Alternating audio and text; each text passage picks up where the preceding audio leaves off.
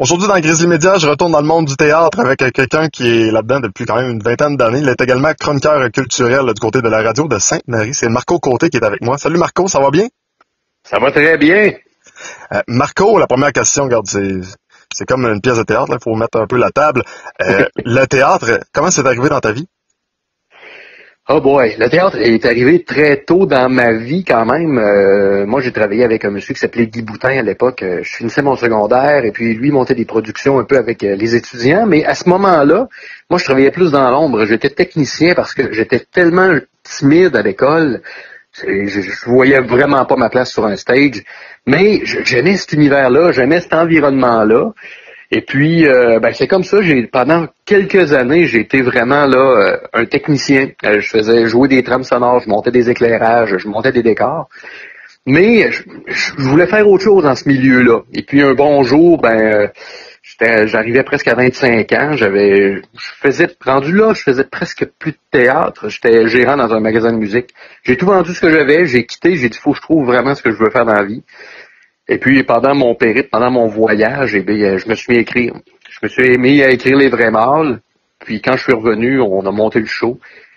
Puis, ce qui voulait être une fin de semaine de théâtre, on devait monter ça une fin de semaine à Saint-Bernard. Finalement, on a fait 4 soirs. Je me suis mis à jouer dans les paroisses environnantes. 3 ans plus tard, j'étais au Capitole avec le même show. Puis, ça n'a jamais arrêté. C'est vraiment comme ça que ça s'est passé. C'est quand même un peu paradoxal, là. Surtout que tu mentionnes que tu étais gêné. Puis là, la prochaine question elle est quand même relativement simple, là, mais je vais sauter une question, je vais revenir après. La prochaine question, c'est es-tu quelqu'un de timide dans la vie de tous les jours et t'exploses sur scène, ou finalement le théâtre t'a permis d'exploser dans la vie de tous les jours au point où ta blonde des fois dit allons faire un tour? Non, elle me dit pas ça, mais souvent en entrevue, je vais le dire que moi, dans un party, là, je vais soit des fois dans des 5 à 7, des choses comme ça, ou dans des parties, je suis vraiment pas le gars qui va chercher l'attention de tout le monde. Moi, au contraire, là, je deviens un bon public. S'il y en a un clown dans la place, je vais être bien content de le regarder faire le clown, puis je vais trouver ça drôle. Parce que, étant donné que moi, c'est ma job de le faire, j'ai pas le goût d'amener ma job partout, là. En tout cas, moi, c'est pas une nature.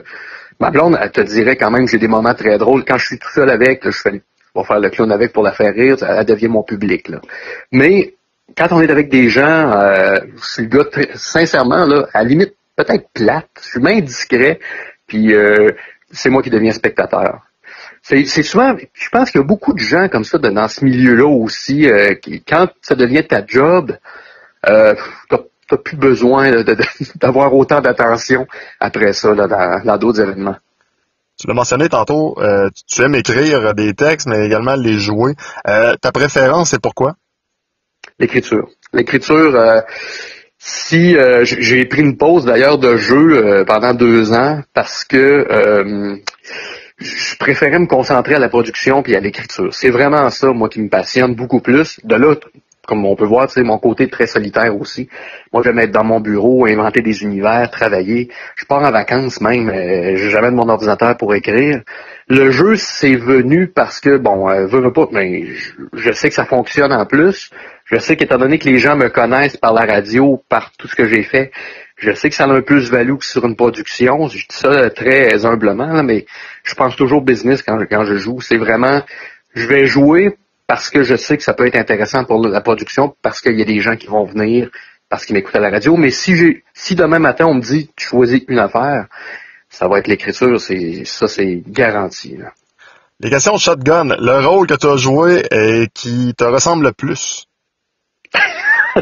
Et ça, c'est chiant. Le rôle que j'ai joué. Ah boy,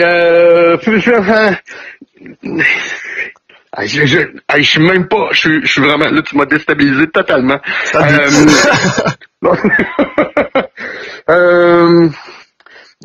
Ça peut être une pub? Non, au théâtre, bien sûr. Au théâtre, tabarouette. Je ressemble à tous mes personnages, mais à différents degrés, là. Je voudrais vraiment pas être Francis à 100%, là. Qui est le personnage en Buckland. Fait que, Viva Italia. Le personnage, ouais. Un des personnages de Viva Italia. J'en faisais 4. Fallait choisir. Le personnage que tu as eu le plus de plaisir à jouer parce que c'était carrément autre chose que Marco Côté dans la vie de tous les jours. Ah, le personnage de Luc Reynolds que j'ai joué pendant 15 ans dans Les Vrais Mâles, qui se voulait être un homosexuel, mais pas une pâle copie des grandes folles qu'on voyait dans les années 60-70. C'était clownesque. Je le jouais très clownesque et je l'avais aussi travaillé avec des amis qui sont homosexuels parce que je voulais pas insulter personne, mais ce personnage-là, clownesque, était vraiment le fun à jouer. J'ai adoré faire ce rôle-là pendant 15 ans. Une de tes forces, c'est de faire des pièces de théâtre qui vont perdurer dans le temps. Il y a de la longévité.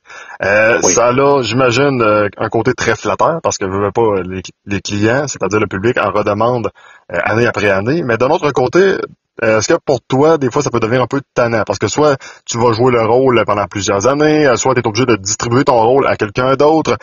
Comment tu vois cette longévité-là, les côtés positifs, les côtés négatifs? Ben, j'essaie de pas prendre ça, de pas me plaindre de ça parce que j'ai tellement des amis qui travaillent fort puis qui essaient. Puis moi, je me considère vraiment chanceux. J'ai jamais dit c'est parce que je suis bon ou non. Tous mes amis qui font ce métier-là, là, ils travaillent aussi fort que moi. Des fois, on est chanceux que le public tripe sur ce que tu fais. Moi, je prends ça de cette façon-là, puis c'est sûr que ça amène des problèmes. Les vrais mâles qu'on a joués pendant 15 ans, je pense que j'ai eu 8 psychologues, le rôle féminin. J'en ai eu 8 en 15 ans. Probablement parce qu'elle trouvait que les gars étaient trop rough avec, je sais pas. Mais ça amène des changements de distribution. Des fois aussi, les gens ont d'autres projets. Et je te dirais qu'à jouer à long terme comme ça, il y a eu des hauts et des bas. Il y a eu des périodes dans ma vie où, comme les vrais mâles, c'est sûr que je vous cacherai pas qu'il y a des soirs où j'avais l'impression d'aller puncher. Là. Parce que tu deviens, après quasiment 600 shows, c'est sûr qu'il y a des phases où que tu es sur un pilote automatique. Puis tout à coup, je sais pas pourquoi, il se passe une nouvelle équipe, une nouvelle gang, une étincelle qui revient, puis là tu repars. Shooter est en train de connaître un beau succès aussi. Je suis vraiment content parce que là, je me dis, là, si on travaille pour trouver un producteur, c'est un peu plus compliqué, mais les salles sont tout le temps combles. Fait que je me dis, à mon avis, Shooter risque de rouler encore longtemps. Moi, je trouve que je suis vraiment là, mais vraiment privilégié. C'est sûr que je travaille fort par rapport à ça. C'est sûr que des fois, il faut que tu fasses des téléphones. Tu essaies de vendre ton show dessus. Mais le public est tout le temps au rendez-vous. Puis ça, moi, je peux juste dire merci. Merci aux gens, puis merci à la vie, parce que quand même que j'en connais qui n'ont pas de succès, puis qui travaillent aussi fort que moi, puis des fois, je trouve ça dommage. Hein. Si on fait un comparatif, et là, attention, le comparatif va être quand même gros. Si on compare tes pièces à Brou, on s'entend Brou, là, ça fait je sais plus combien d'années que ça existe. Les gars sont connus, les gars ont encore du plaisir à le faire. Mais est-ce que tu crois qu'un jour tu pourrais écrire une pièce aussi, disons, mythique que celle-ci? Et est-ce que c'est quelque chose même que tu espères un jour, ou au contraire, t'aimes mieux aller jouer un peu plus dans la variété? Je suis pas. Il y a souvent ce comparatif-là, mais souvent arrivé par rapport dans le temps qu'on jouait les vrais mâles.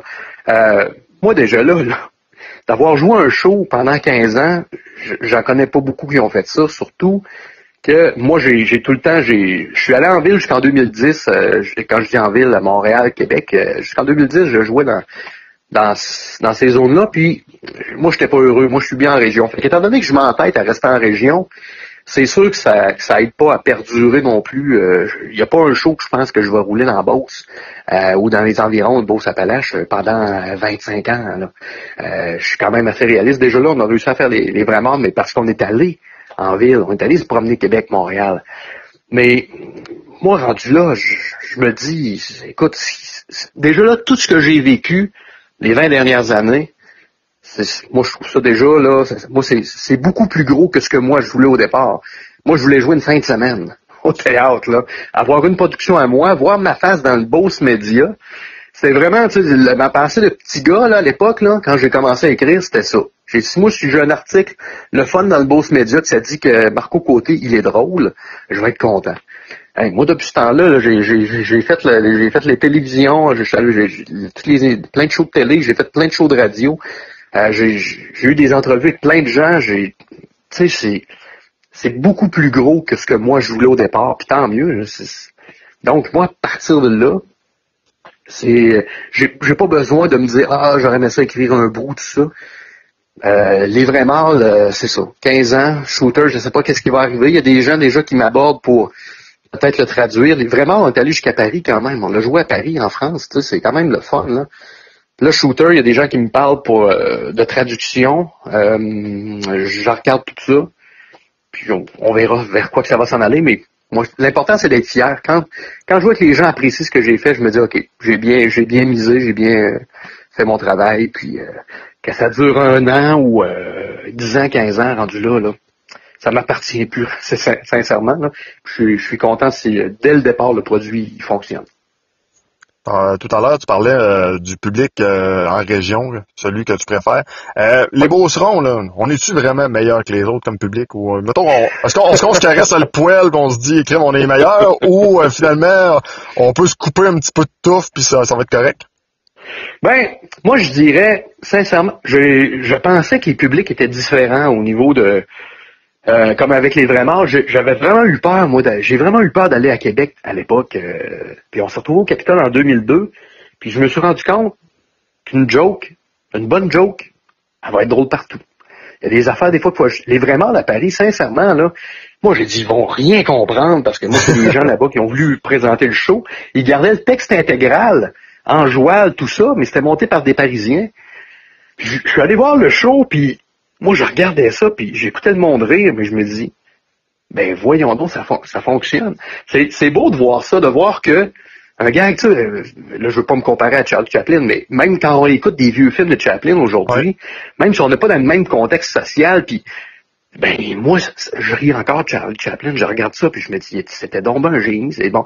Fait que je pense que quelque chose qui est drôle, c'est drôle dans toutes les places. Moi, ce que je vais donner aux Beaucerons, c'est que chez nous, on est moins... je veux dire, on regarde pas les gens. Quand je vais jouer en ville, souvent, quand je me retrouve à peut-être pas Québec, mais Montréal, mais tu sais, quand tu arrives à Montréal, on est des gens de région. Et il y a le gros préjugé, du monde de région, ils pensent qu'on arrive avec des produits un peu fling-flang.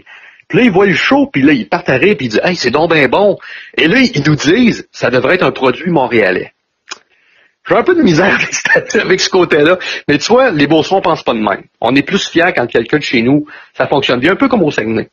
Ils sont fiers de dire qu'ils viennent du Saguenay. Mais quand on arrive à Montréal, si c'est bon, ils disent « mais ça devrait être un produit montréalais. » Comme si on n'a pas le droit d'être bon en région. C'est un peu...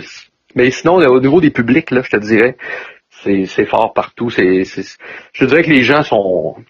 Une bonne joke va faire rire partout, puis un gag raté. Quand tu rates, ça arrive des fois qu'on rate des gags efficaces, là, parce que un manque de timing un soir. Quand tu rates un gag, c'est partout la même affaire, c'est que t'entends le mot voler. C'est comme ça. La question Street Fight, t'as fait un petit peu de boxe? Il faut absolument que je t'en parle, étant un amateur, moi aussi, ayant tenté l'expérience. Bon, la question, qui tue ou pas loin, le regrettes-tu? Oui, non, peut-être. Et vas-tu en refaire d'autres? Je ne regretterai jamais les 3 ans. J'en ai fait pendant 3 ans, mais j'ai fait quand même. Bon, j'ai fait un combat, je devais en faire un deuxième. Il est arrivé un accident, je me suis fait péter une côte en entrant. C'est un peu plate. Mais ça prouve que je suis pas un boxeur. Mais sauf que la boxe, là, vraiment, je trouve que ça m'a tellement apporté beaucoup au niveau humain.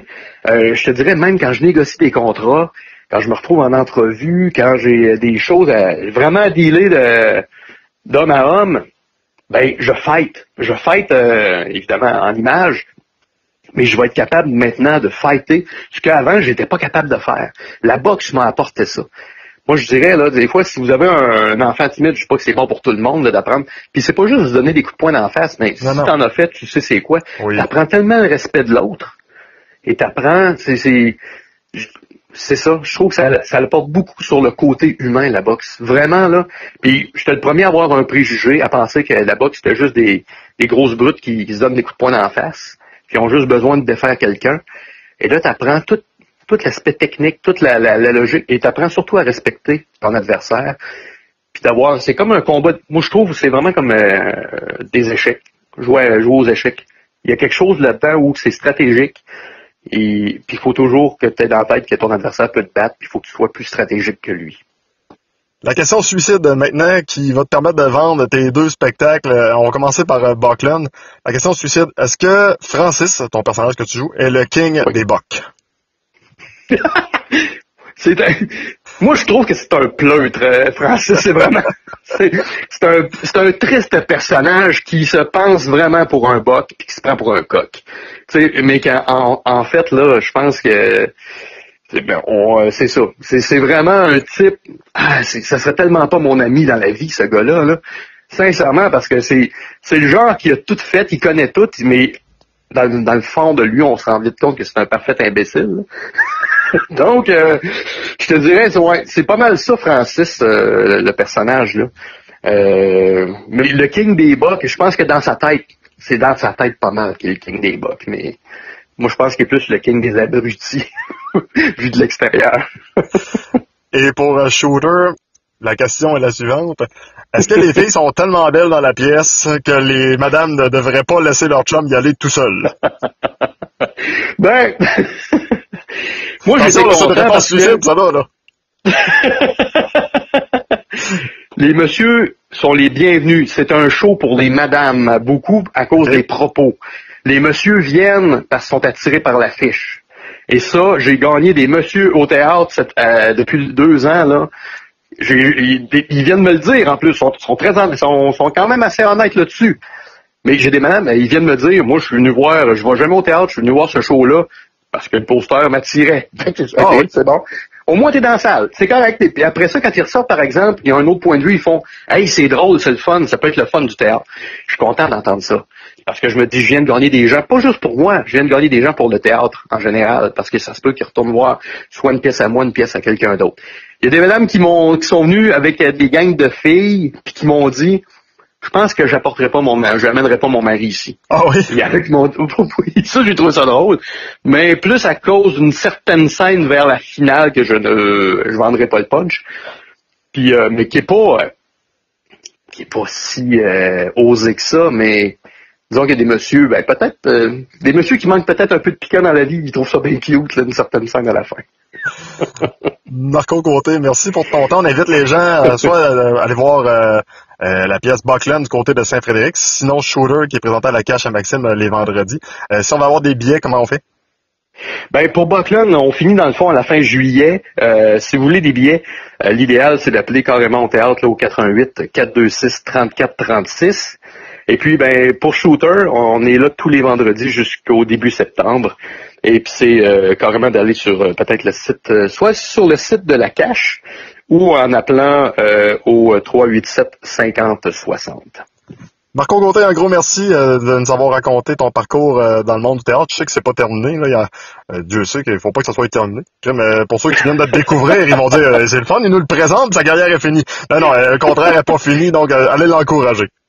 J'ai plein d'autres projets encore qui s'en viennent, c'est sûr. J'en doute pas. Marco, un gros merci. Merci beaucoup. Merci.